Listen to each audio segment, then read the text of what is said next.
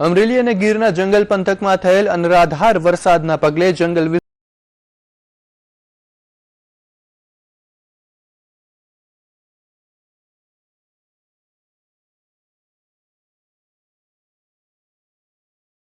છે, જેમાં શેત્રુંજી નદીના કાંઠે વસતા સિંહો શેત્રુંજી નદીમાં તણાયા હતા, જેમના મૃતદેહ મળી આવ્યા છે।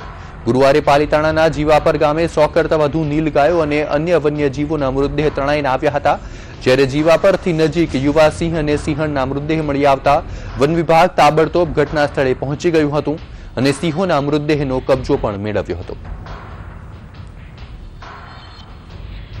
નદીમાં ભારે પૂર આવ્યા એના હિસાબે પુષ્કળ વન્ય પ્રાણીઓ તણાઈને આવેલા છે। એમાં મોટાભાગે નીલગાય છે, થોડીક સંખ્યામાં ચિતલ છે, એકાદું ભૂંડ પણ મળ્યું છે, એકાદી શેઢાડી મળી છે અને 2 સિંહ પણ મળ્યા છે।